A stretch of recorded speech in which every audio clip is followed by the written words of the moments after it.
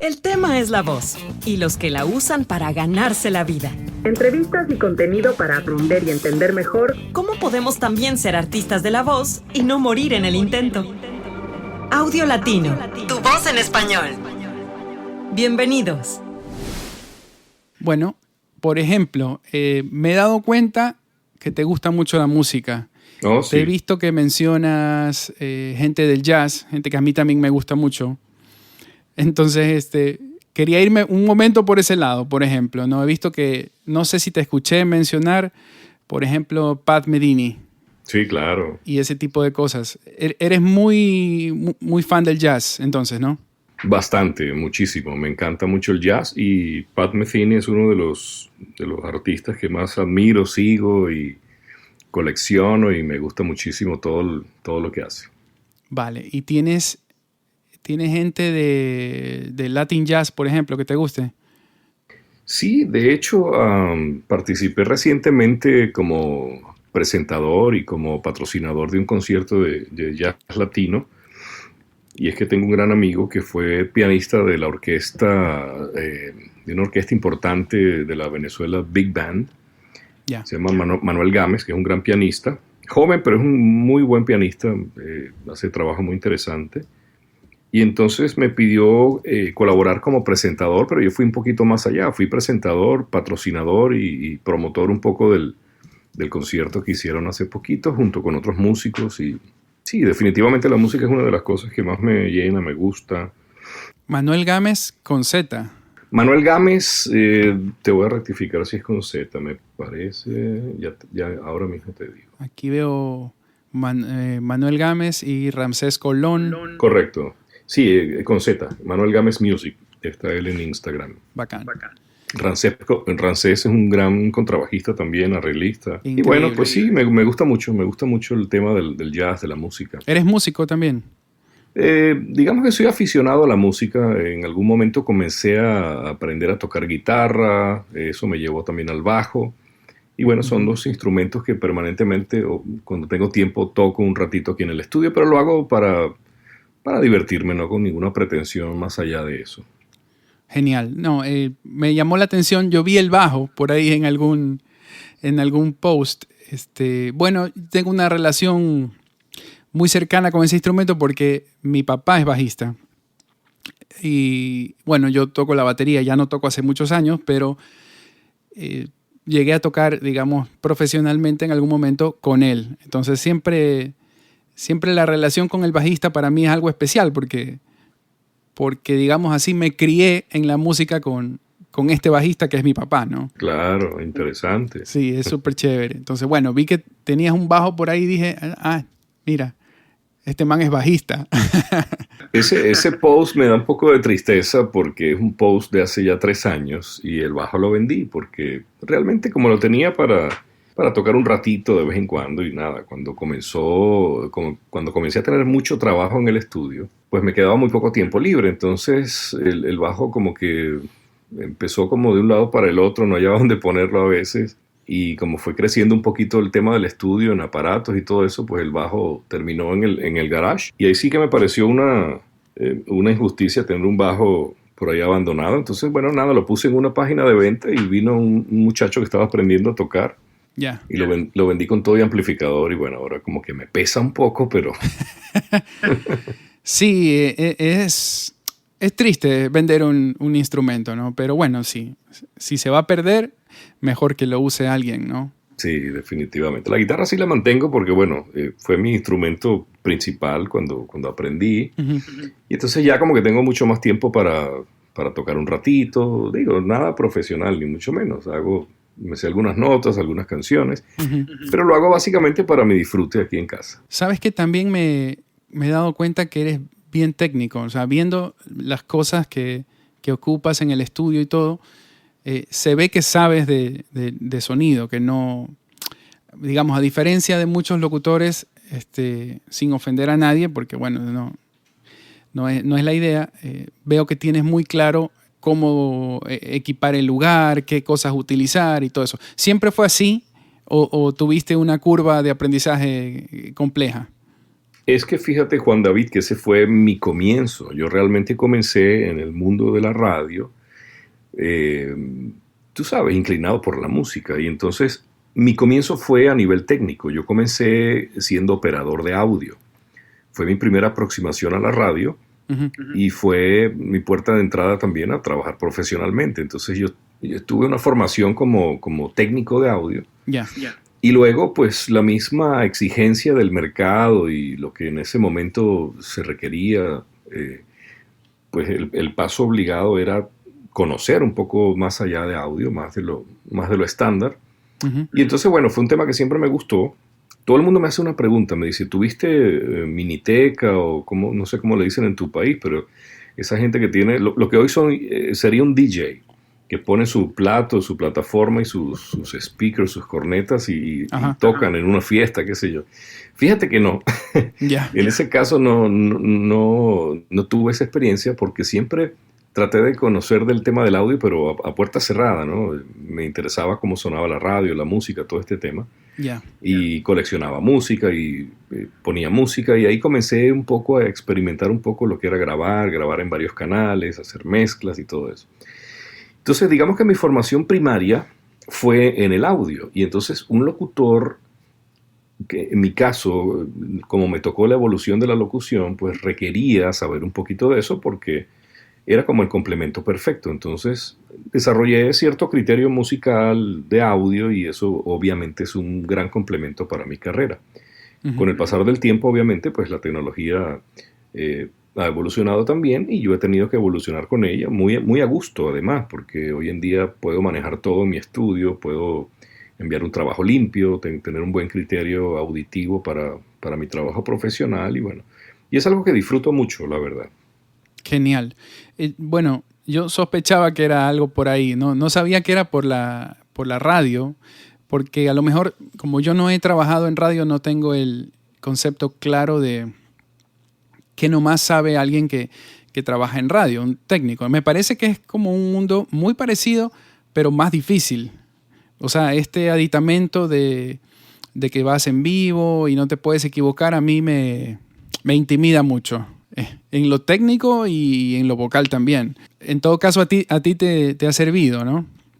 Sí, definitivamente sí, porque desde muy temprano me expuso a estar listo para ese reto. Tú lo has dicho bien, es un reto cuando vas en vivo a anunciar un tema, a hacer algún comentario acerca de música o cualquiera de las actividades que se hacen en la radio. Yo creo que eso me sirvió como una gran escuela para estar preparado técnicamente y también al micrófono. Ya te voy a confesar algo, ya he perdido muchísimo la práctica con el tema de estar en vivo en un micrófono, qué sé yo.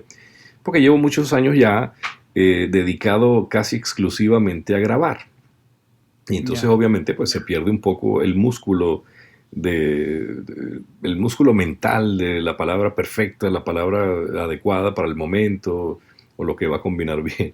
Pero bueno, nada, a nivel de tecnología, pues trato de estar lo más actualizado posible porque, repito, un locutor hoy en día a nivel profesional tiene que estar preparado para enviar algo muy decente cuando le piden o para conectarse con otros estudios simultáneamente en algún otro país o en alguna otra ciudad.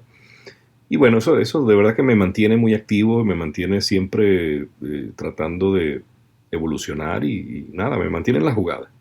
Ya, pero hay algo súper interesante de que tú hayas venido, o sea, que hayas comenzado por lo técnico en la radio. Supongo que luego locutaste en radio antes de ser locutor comercial, ¿o no? Sí, claro, por supuesto. Ese fue el salto natural que tenía que dar, porque ya teniendo una experiencia de 5 años como operador al aire de programas y de diferentes tipos de programación en varias estaciones de radio, me hice la pregunta, bueno, ¿y qué tal si en vez de estar de este lado me paso al lado del micrófono o hago una combinación de ambas cosas? En la época que lo hice o que lo pensé, no existía, o si había muy pocas, la figura del operador locutor. El locutor estaba en su lugar, sentado en su escritorio, y había un vidrio que dividía la cabina, y del otro lado estábamos nosotros, los operadores. Entonces, tuve esa inquietud y de hecho, pues desarrollé un poco la técnica para hacer las dos cosas, que no es fácil, pero bueno, con la práctica se va logrando. Ujú. Y me tocó debutar en una estación de radio en la que justamente pedían que para poder entrar a trabajar allí, que la persona calificara como locutor y operador graduados, ¿no? Y fue mi gran primera experiencia como locutor operador y fue algo muy, muy agradable, ¿sabes? El hecho de estar en una cabina absolutamente solo, pero transmitiendo y sabiendo que hay gente escuchándote, la interacción de la gente que te puede llamar por teléfono a pedirte un tema o a hacerte algún comentario acerca de lo que estás hablando. Fue un muy buen debut para mí y sí, ahí comencé a hacer cabina simultáneamente operador-locutor y eso pues lo hice por alrededor de unos 10 años. ¿Y cómo saltas? Porque para ser locutor comercial ahora, no sé si el salto lo hiciste antes, de pronto no fue tan brusco el choque, pero ahora yo veo que si no puedes actuar, no puedes hacer locución comercial.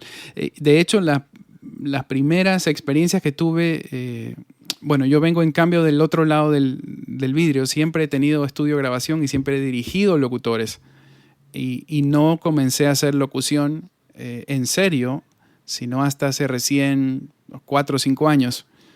Antes de eso solo dirigía.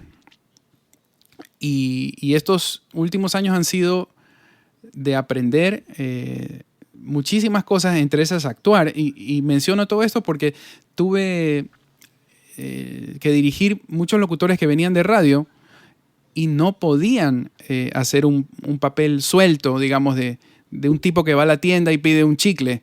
No, porque lo pedían con toda la dicción y con toda la profundidad de la voz y con todo lo que no se necesita.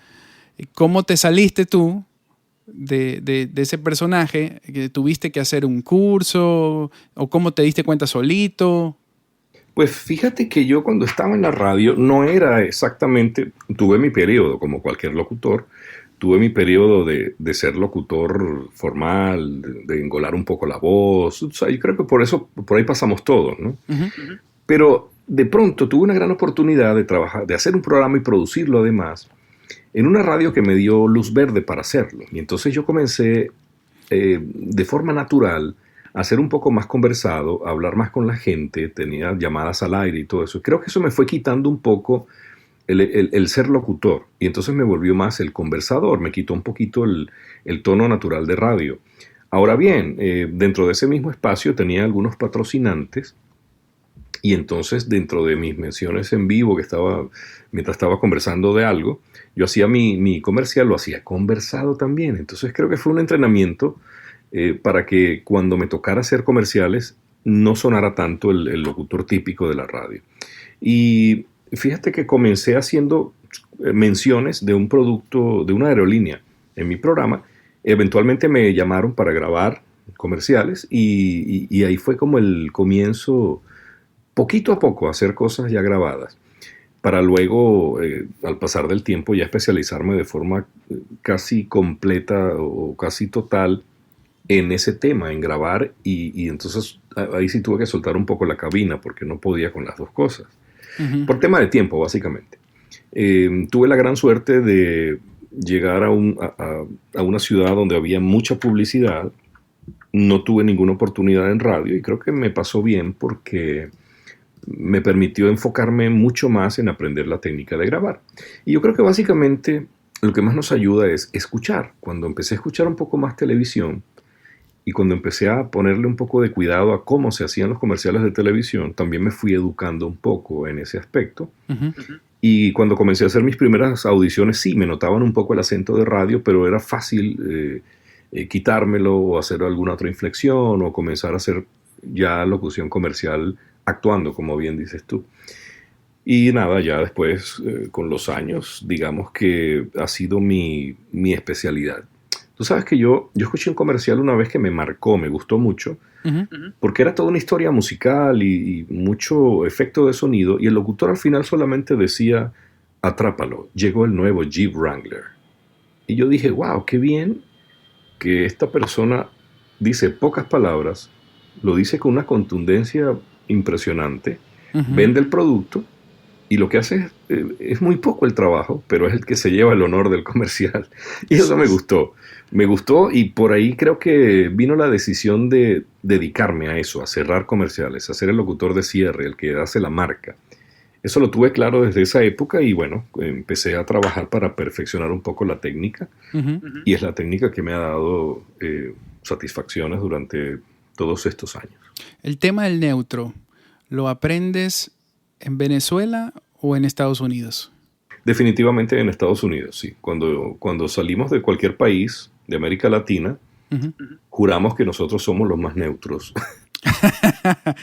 Sí, eso y pasa nos aquí pasa, también. y nos pasa a los venezolanos, colombianos, peruanos, chilenos, mexicanos. A todos nos pasa porque evidentemente pues nuestros oídos están calibrados a nuestro país. Cuando llego a Estados Unidos, evidentemente ni siquiera decía buenas tardes, tú eres venezolano. Yo decía, wow, pero ¿cómo saben? Sí. Entonces me empecé a darme cuenta que obviamente traímos un tremendo cantado en nuestro tono de voz que, Ujú. que nos identifica, ¿no? Y entonces fíjate que fui a un casting que fue muy gracioso porque llegué al lugar y me dijeron, no queremos más venezolanos, ya tenemos muchos. Y yo me hice pasar por colombiano. Ah, caray. Ya, ok. Y me dijeron, ¿de dónde eres tú? Yo soy de Barranquilla. Y casi no hablé. Claro. Hice mi locución y me fui. Y dije, bueno, mira, si puedo engañar a este, puedo engañar a todos. Sí, porque te estigmatizan, ¿no? De alguna manera. Claro, definitivamente. Pero fue una buena práctica, digo, no fue nada en mala onda, ni la intención era estafar a nadie, ¿no? Ujú. Pero obviamente cuando llegué a Estados Unidos, pues traía una gran necesidad de meterme en el mercado, Ujú. de subsistir, de también decir las cosas que tenía que decir y obviamente, bueno, utilicé esa pequeña triquiñuela para colarme.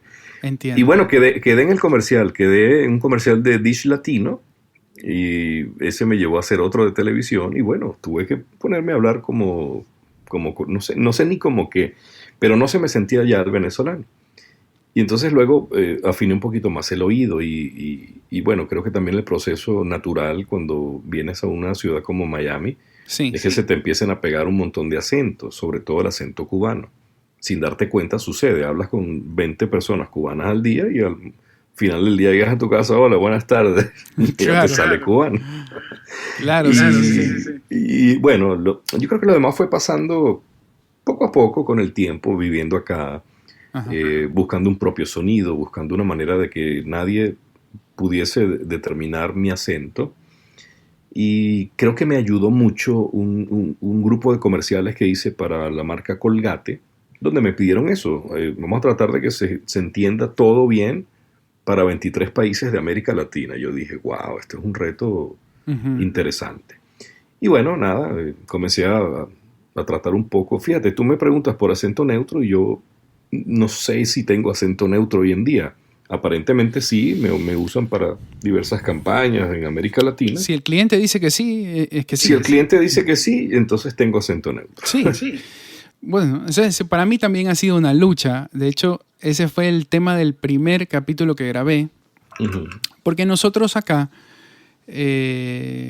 bueno, yo soy de la costa del Ecuador. Entonces nosotros hablamos... Tienes un acento diferente porque tengo muchos amigos ecuatorianos y Seguro ya me son- sonaba un acento un poco diferente. Es como Colombia, es igual. Sí. El paisa habla de una manera, el de Bogotá de otra forma y el de la costa habla muy parecido al venezolano. Exacto, a nosotros nos pasa eso. Yo recuerdo una vez que llegué a Miami Ujú. y un tipo me señala y me dice, Venezuela. Le digo, no, Ecuador. Y es porque yo también me como la S y por ahí se parece un poquito, pero hay unas cadencias por ahí que son diferentes. Pero sí, quizá tú conoces más gente de la sierra, de altura.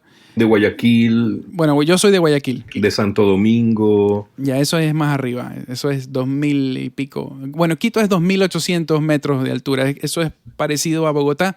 Sí, Y por ahí está más emparentado el acento entre ellos, digamos en las montañas, sí, y nosotros acá por el mar. correcto. ¿Qué hay que quería preguntarte? ¿Cómo fue tu proceso de migración? Fíjate, porque también en eso tenemos algo en común. Yo vivo en mi país, pero sí tuve una experiencia de migración hace muchos años. Sí. Obviamente no me quedé, pero sí quería preguntarte cómo fue lo tuyo y cómo ha impactado eso tu trabajo, ¿no? Claro. Bueno, mira, yo desde el principio, yo tenía ya una carrera bien consolidada en Venezuela, ya grababa para varias marcas, ya trabajaba para el canal HBO Latinoamérica.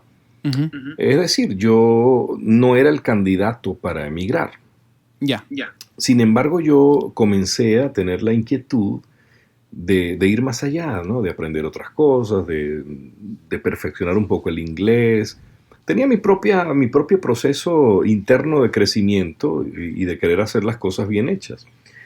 Entonces yo comencé a averiguar cuál era la forma correcta de venir a los Estados Unidos. Entonces lo primero que hice fue pedir, yo consulté en HBO si yo podía grabar a distancia, porque iba a estar unos meses en Estados Unidos tratando de mejorar mi inglés, porque obviamente me tocaba mucho que grabar muchos nombres, festivales, series, y obviamente pues cuando no eres nativo pues, se oye un poco el acento, se nota un poco el acento. Uh-huh. Entonces busqué en internet y encontré una serie de programas interesantes en la Universidad de Miami.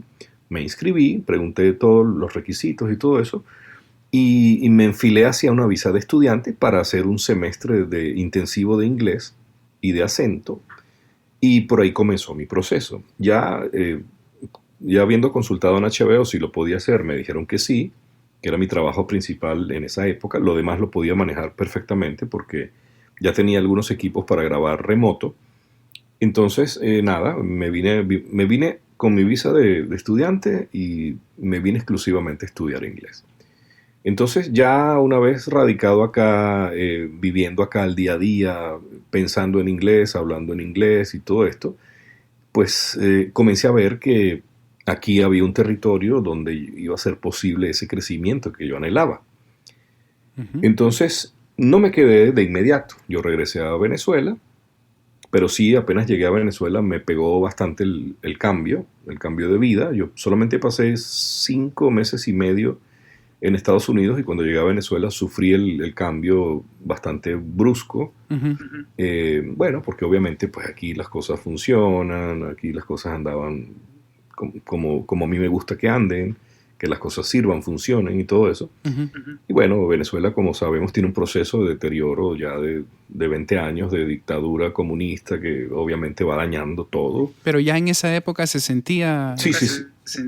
Sí, claro, sí. Porque entendía yo que Venezuela fue un país riquísimo y por lo que tú dices, había oficinas de HBO en Venezuela entonces. Claro, sí, estaba en la oficina no solamente de HBO, estaba E! Entertainment Television, Sony Entertainment Television, Cinemax, todo eso estaba en un mismo edificio que era el grupo HBO. Uh-huh. Y mira, pues desde ahí se distribuía la señal para toda América Latina, se grababan los locutores desde allí. En fin, hablamos de una época en la que había mucho trabajo en la publicidad, en fin, había muchos elementos positivos, ¿no? Pero ya se sentía la diferencia cuando fuiste a Estados Unidos. Sí, definitivamente. Sí, porque obviamente ya veníamos en Venezuela de una huelga petrolera, de problemas ya dictatoriales y un montón de cosas que ya asomaba lo que venía. Entonces yo creo que yo fui visionario en el tema, ¿no? Uh-huh. Yo desde el primer momento yo supe que las cosas iban a ponerse muy mal. Nunca pensé que como el día de hoy. Pero bueno, eso como que me llevó un poco a reevaluar el tema y volver. Entonces regresé a otro curso complementario. Entonces, para resumirte, durante todo un año, casi todo el año viví aquí. Y en ese año obviamente empecé a averiguar cómo podía emigrar de forma legal, tener un trabajo, tener todo lo que se necesita para emprender un camino aquí en los Estados Unidos. Entonces, ya regreso a Venezuela, ya habiéndome reunido con abogados de inmigración y habiendo hecho todas las averiguaciones. Llego a Venezuela y empiezo a preparar mi folder para aplicar por una visa O1, que es la visa que llaman la visa de artista, o la visa de habilidades extraordinarias. Entonces nada, me aboqué a buscar cartas, recomendaciones, tú sabes, todos los elementos para probar esas habilidades extraordinarias. y mandé todo mi folder a mi abogado aquí en los Estados Unidos y ya después me vine con una visa de turista normal. Obviamente pues uno tiene un poco de cuidado cuando entra y le preguntan a qué viene otra vez. Y no, ahora sí vengo de vacaciones, porque antes estaba estudiando, ahora vengo como turista. Ah, perfecto. Entonces nada, eso fue mis primeros pasos. Ya cuando estaba acá, esperé el tiempo correcto para poder aplicar para esa visa. En principio me la negaron, no por falta de pruebas o falta de elementos que probaran que tenía la habilidad necesaria para la visa, sino que hubo un error con los abogados, no mandaron cosas que le pidieron y entonces me dijeron que la visa estaba negada a menos que sometiera un par de cosas más que me pedían. Entonces fíjate que fue interesante porque fue la primera vez que yo dije, esto es muy sencillo, en Estados Unidos 2 más 2 son 4 y ya. Aquí es un país donde se respeta la ley y la fórmula. Entonces yo leí bien las letritas chiquitas, yo mismo redacté las cartas que hacían falta, busqué a la gente que me tenía que firmar las cartas, mandé personalmente mis cartas y fue mi primer paso a lo que luego dio como estímulo a que yo estudiara estudios paralegales en la universidad. Pero bueno, ya ese es otro cuento, ¿no? Pero por ahí comenzó como el ¿O te gustó eso? Me gustó y vi que la fórmula funciona. Yo soy metódico, a mí me gusta que 2 más 2 sea 4. Y entonces yo dije, bueno, si yo pude hacer esto con un par de cartas, entendiendo cómo es la metodología, pues puedo seguir más profundamente entendiendo la ley y todo el tema, ¿no? Pero bueno, más adelante te cuento sobre las otras cosas alternativas que hago. El hecho es que yo mismo hice la apelación de mi caso, se ganó la visa y me aprobaron mi visa O1 por 2 años. Luego de esa inicié un proceso alternativo que fue pedir la residencia por las mismas habilidades extraordinarias. Y también hubo algunas trabas que también resolví personalmente y eso me dio más ganas todavía de estudiar el tema legal y bueno, ya después me fui por ahí a la universidad. Pero bueno, ya tenía el camino recorrido, 2 años como residente, ya tenía trabajo, ya grababa para Mega TV aquí en los Estados Unidos, ya había tenido la cuenta de Toyota, ya comenzaba mi trabajo. Entonces ya tenía trabajo, donde vivir, papeles y todo eso. Bueno, y obviamente eso facilita mucho las cosas. Luego me hice residente y eventualmente me hice ciudadano norteamericano hace unos 4 años. Hoy en día, ¿tú piensas que es importante dónde vivimos o no? ¿Hasta qué punto? Depende para qué. Definitivamente todo depende para qué. Y creo entender un poco tu pregunta porque hay mucha gente que está viviendo en su país y dice, caray, me encantaría estar en Canadá o en Estados Unidos o me gustaría mucho mandar mi trabajo para allá y que me paguen en dólares. Creo que es un sueño recurrente de los locutores. Sí. Pero pues todo depende, ¿no? Todo depende. Yo inicié un proceso porque sabía cuál era mi meta. Mi meta nunca fue devolverme, ni venir a probar. Mi meta siempre fue venir a quedarme. Ahora, no todo el mundo puede y hay campos donde, por ejemplo, el doblaje, si no vives en un país que hace doblaje, no hay chance y punto. O sea, no sé ahora con la pandemia qué tanto se han abierto a talentos que viven en países como el mío, donde no se hace doblaje, ¿no? En Venezuela sí se hace todavía. O sea, creo que se hace un poco, no al nivel que se hacía en algún momento, que se hacía mucho doblaje y muy bueno, pero yo diría que la carencia que podemos tener en nuestros países hoy en día se tiene que complementar con el tema tecnológico, porque justamente a raíz de esta pandemia tengo entendido que hay muchísimos estudios que están grabando vía Source Connect con distintos artistas de la voz en muchos lugares del mundo, así que creo que eso ha venido a compensar un poco la falta de trabajo local. Sí, o sea, definitivamente en todo lo malo que tiene esta enfermedad han pasado también cosas buenas, ¿no? Seguro. Una pregunta suelta y de pura curiosidad y novelería, decimos aquí. No sé si esa palabra se entiende en Venezuela. Sí. También somos noveleros. También son noveleros. Mira, el spray bucal. ¿Cuento o realidad? Bueno, depende. Tú sabes que la gente piensa que uso el spray bucal y ya tengo una voz perfecta. El spray bucal lo que ayuda es un poco con nuestras imperfecciones. Entonces, por ejemplo, hay momentos del día, depende de lo que comamos, qué sé yo, que la boca tiende a sonar un poco y el spray bucal es absolutamente efectivo.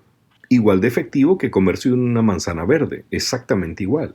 O sea, ¿te quita la viscosidad de la saliva? Sí, te quita el exceso de salivación, te lubrica, es como aquello de las lágrimas artificiales, ¿no? Ya. Funciona más o menos así. Te lubrica, pero no te lubrica de más. Entonces te deja la boca sin esos ruiditos que podemos meter porque tenemos la boca pastosa. Digamos que lo que hace el líquido es controlar el pH de la boca y entonces como que controla un poco el chasquido que puedes tener en algún momento por algo que comiste o por diferentes circunstancias. La manzana verde surte el mismo efecto. Exactamente igual. Mira, porque yo sí lucho con eso de los chasquidos. Yo también. La gente piensa que uno hace todo en una sola toma. Y Claro. yo también tengo mis problemas de articulación. A veces me levanto en la mañana y la voz la tengo absolutamente gutural y no puedo grabar así de rápido. Ujú. A mí me gusta tomar café en la mañana primero que cualquier otra cosa para Ya. poder grabar. Esa es otra que tenemos en común. ¿Ah? No. Yo he ahí bajado sí. de 7 a 4 y de 4 a 2, pero me ha costado mucho. Sí, yo ahora estoy en 2. Pero le he bajado la cantidad, pero le he subido la calidad. Entonces, Ok. cada vez que puedo o que viajo, me traigo buenos cafés de México, de Guatemala, de Panamá y en fin, a donde voy generalmente me traigo por lo menos un café para probar y sí, me gusta mucho. Sí, para mí es una cosa increíble. No sé, y ahora lo muelo, lo mezclo, hago todo. Y ya me falta tostarlo, ese es el siguiente paso. Seguro. Y ahí no sé qué más va a pasar. Bueno, el paso entre un idioma y otro en estas locuciones que tienen insertadas palabras en inglés. Bueno, te lo pregunto porque me imagino que lo haces mucho, pero el otro día me di cuenta que por hacer la pronunciación anglo en una palabrita, no regresé al español a tiempo, digamos, y me lancé una R así como gringa. En español te ya. hiciste casi costarricense te pusiste. Claro, ellos tienen la R así. La R. Sí, la R así, es correcto. ¿Cómo haces con eso? ¿Nunca tuviste También problemas? hay buen café en Costa Rica. Sí, claro, es un tema que hay que ir trabajando. Lo que sucede es que cuando vives en una ciudad como Miami, eso es parte del día a día. Claro. Es decir, yo creo que aprendemos a ser no bilingües, sino aprendemos el Spanglish. Ujú. Y bueno, es una cosa del día a día. No, yo creo que uno se va adaptando poco a poco. Y uno siempre pregunta, oye, ¿lo quieres con inglés americano o lo quieres más o menos un poco más latino? Depende a dónde vaya el comercial. No, dímelo en inglés un poco más latino que no se sienta tan gringo.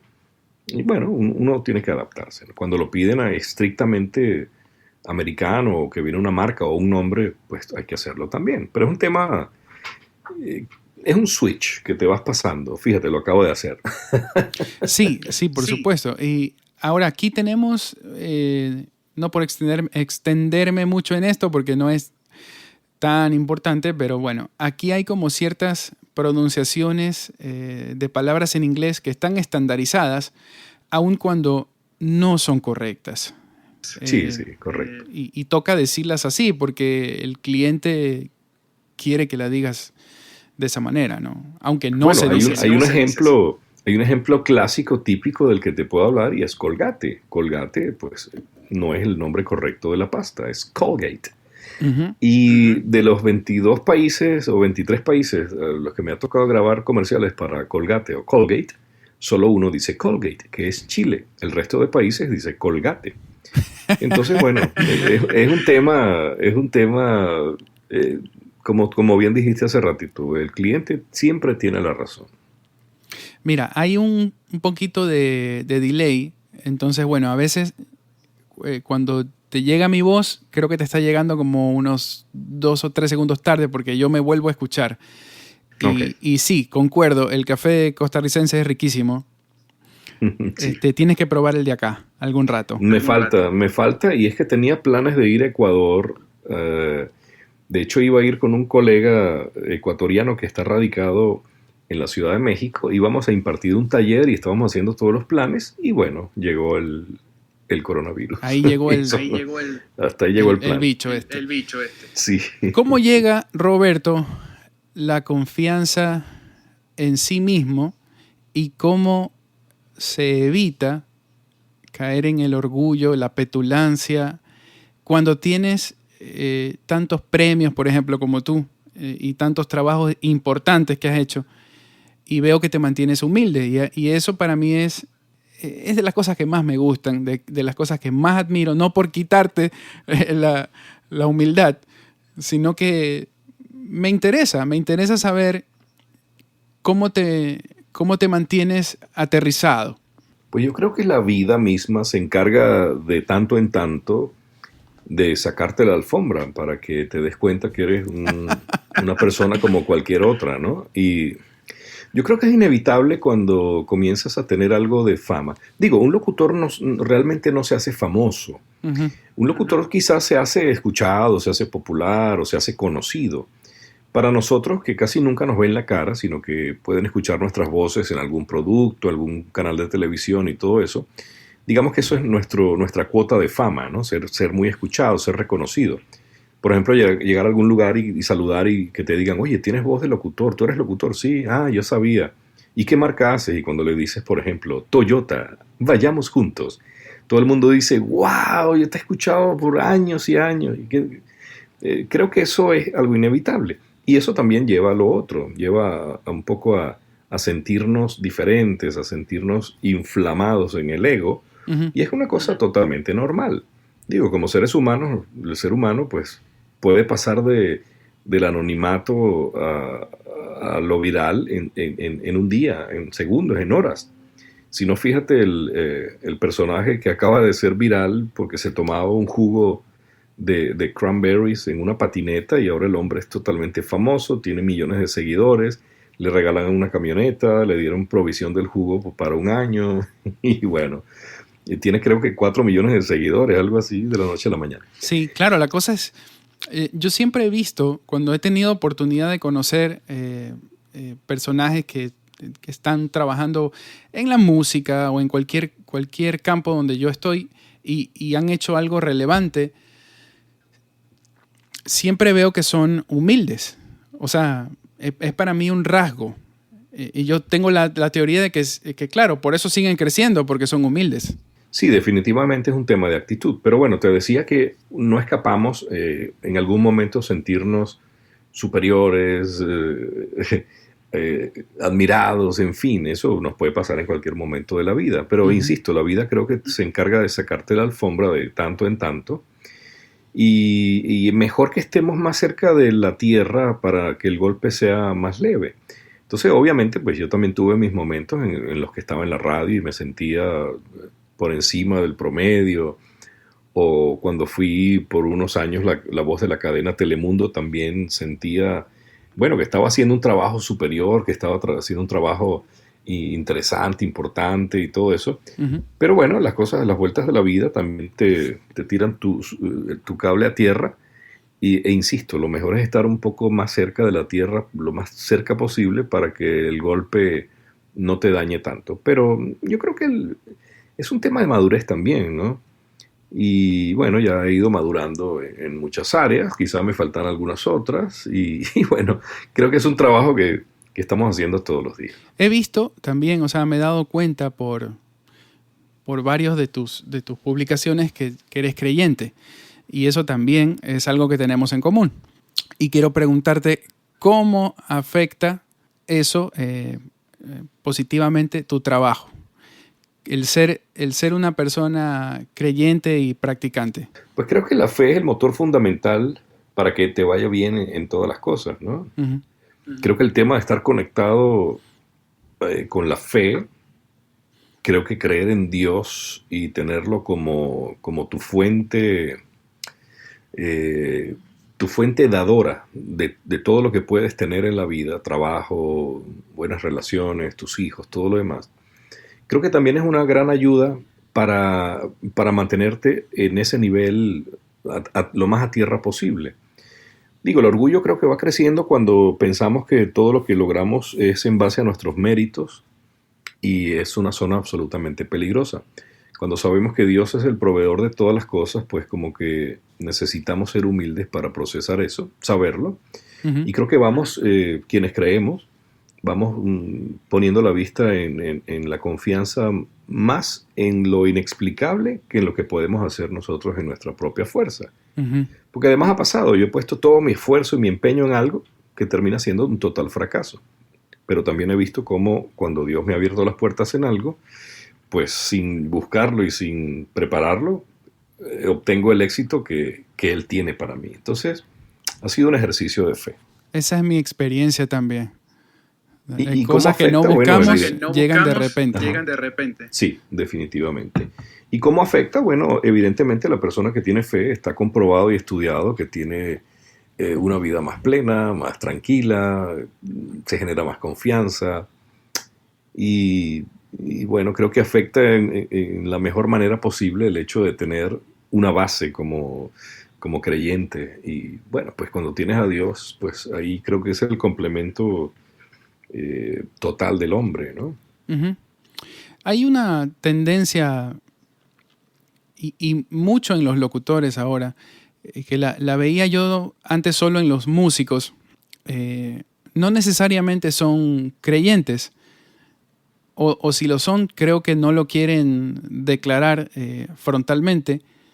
Entonces, hay mucho de, por ejemplo, gente que menciona el universo, refiriéndose a una fuerza, pero no la quieren identificar como Dios.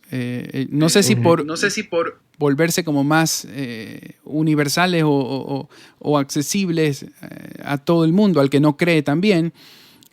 Pero a ratos me suena también como una cosa falsa, como algo muy que no es una creencia,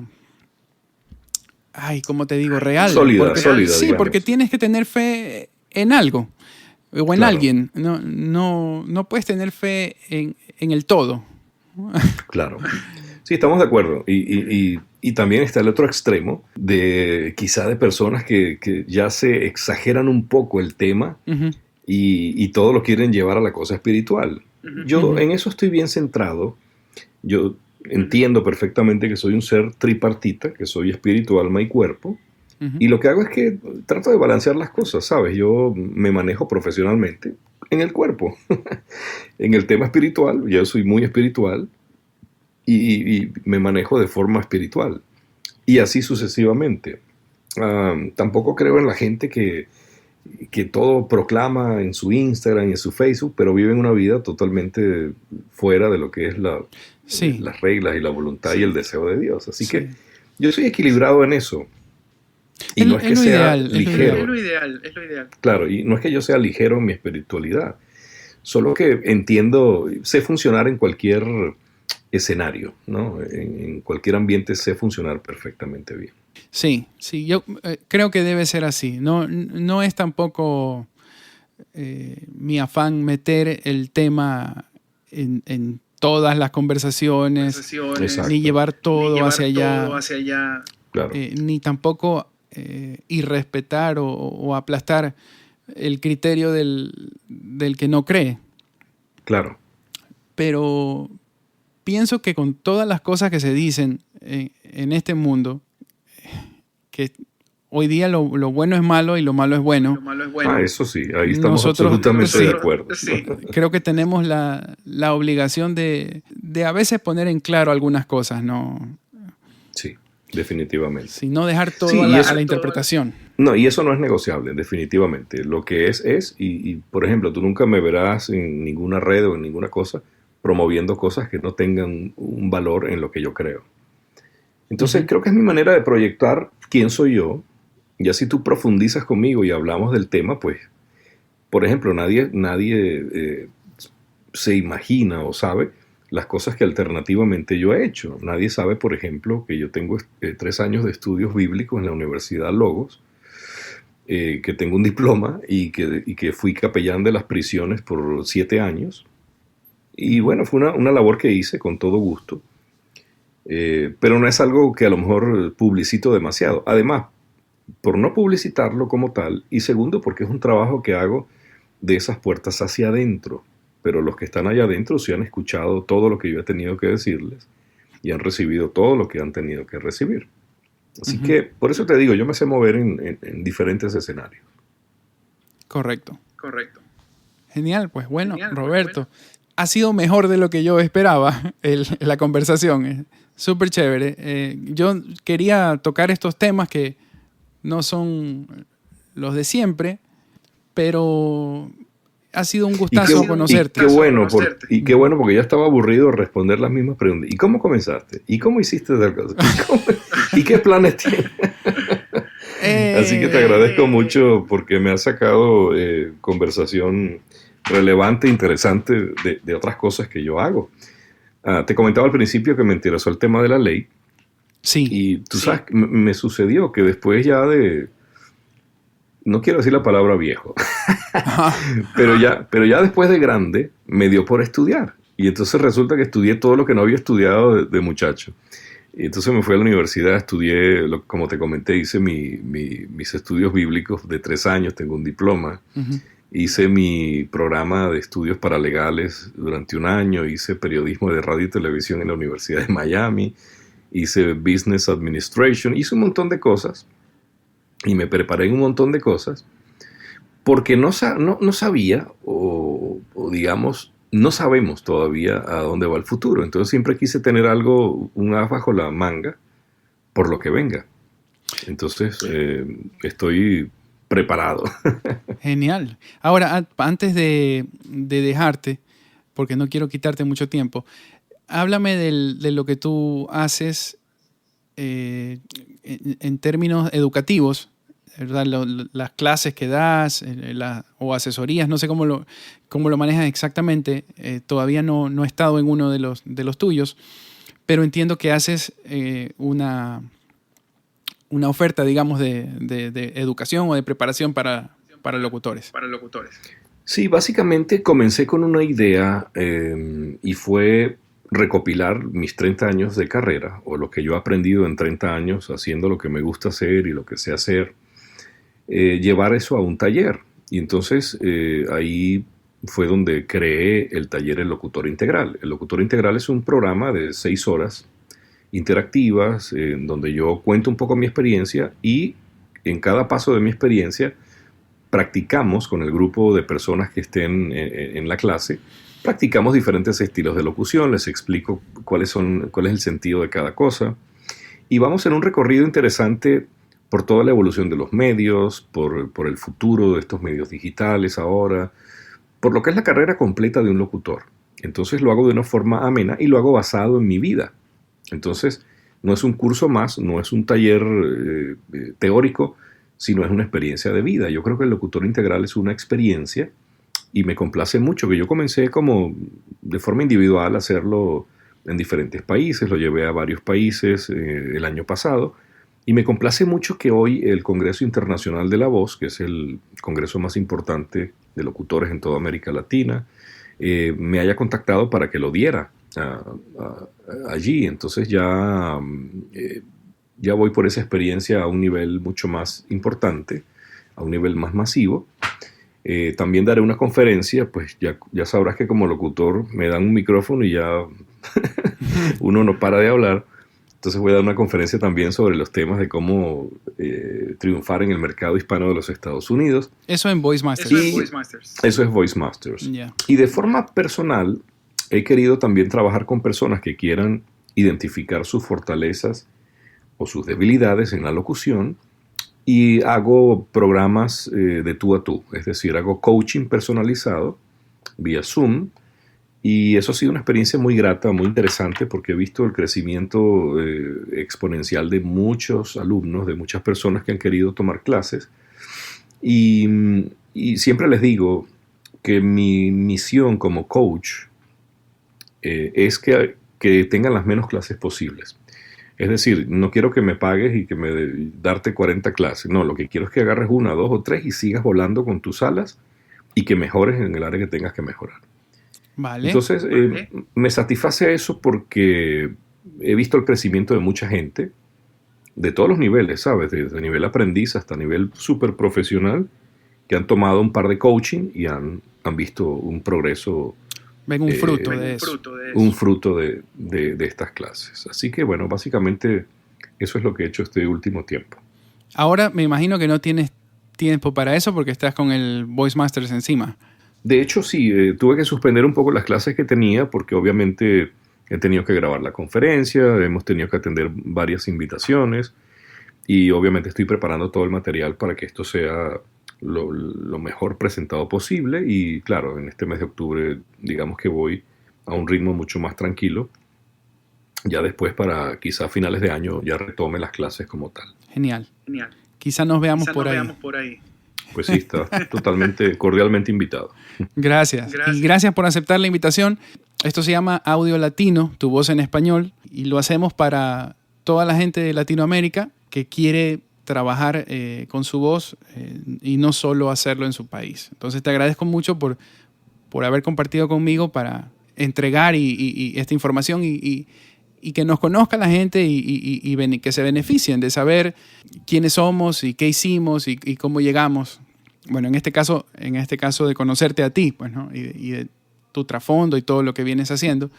Y qué bueno que pudimos conversar de otros temas. Seguro. Y ya no te quito más tiempo. Ahora sí me despido. Un abrazo fuerte. Muchas gracias, Juan David, por la invitación. Me encantó el rato, la conversación y, como siempre, por aquí a tus órdenes y a toda la gente que pueda escuchar este podcast, pues nada, ahí estamos totalmente a la orden. Mi Instagram es @lavozderoberto y ahí casi siempre pongo cosas educativas, un poco de mi trabajo y alguna que otra cosa interesante. Seguro que sí. Un abrazo, Roberto. Gracias. Igualmente, que estés muy bien. Hasta luego. Chao. Gracias por escuchar Audio Latino, tu voz en español. Hasta pronto.